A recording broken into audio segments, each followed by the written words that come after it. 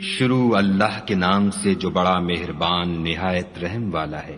سچ مچ ہونے والی، وہ سچ مچ ہونے والی کیا ہے؟ اور تم کو کیا معلوم ہے کہ وہ سچ مچ ہونے والی کیا ہے؟ وہی کھڑکھڑانے والی جس کو سمود اور عاد دونوں نے جھٹلایا، سو سمود تو کڑک سے ہلاک کر دیے گئے، رہے عاد ان کا نہایت تیز آندھی سے ستیہ ناش کر دیا گیا۔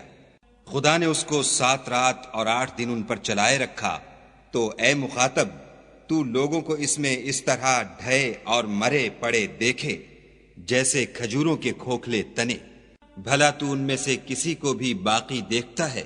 اور فرعون اور جو لوگ اس سے پہلے تھے اور وہ جو الٹی بستیوں میں رہتے تھے سب گناہ کے کام کرتے تھے، انہوں نے اپنے پروردگار کے پیغمبر کی نافرمانی کی تو خدا نے بھی ان کو بڑا سخت پکڑا۔ جب پانی طغیانی پر آیا تو ہم نے تم لوگوں کو کشتی میں سوار کر لیا تاکہ اس کو تمہارے لیے یادگار بنائیں اور یاد رکھنے والے کان اسے یاد رکھیں۔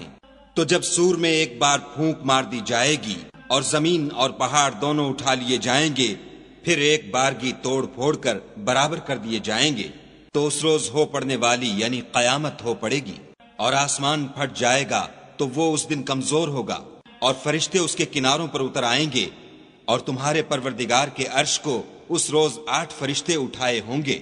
اس روز تم سب لوگوں کے سامنے پیش کیے جاؤ گے اور تمہاری کوئی پوشیدہ بات چھپی نہ رہے گی۔ تو جس کا اعمال نامہ اس کے داہنے ہاتھ میں دیا جائے گا وہ دوسروں سے کہے گا کہ لیجئے میرا نامہ اعمال پڑھیے، مجھے یقین تھا کہ مجھ کو میرا حساب کتاب ضرور ملے گا۔ پس وہ شخص من مانے عیش میں ہوگا، یعنی اونچے اونچے محلوں کے باغ میں جن کے میوے جھکے ہوئے ہوں گے۔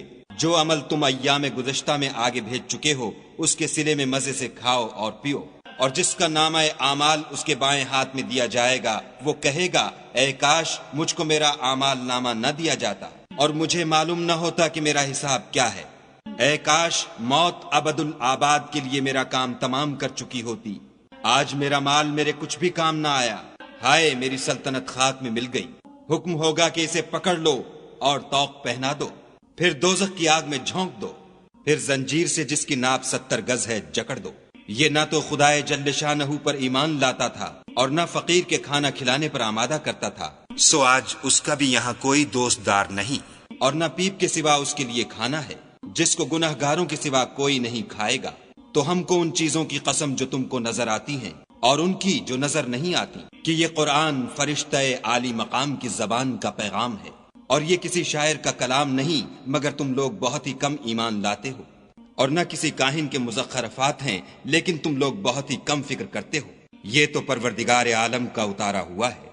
اگر یہ پیغمبر ہماری نسبت کوئی بات جھوٹ بنا لاتے تو ہم ان کا داہنا ہاتھ پکڑ لیتے، پھر ان کی رگے گردن کاٹ ڈالتے، پھر تم میں سے کوئی ہمیں اس سے روکنے والا نہ ہوتا۔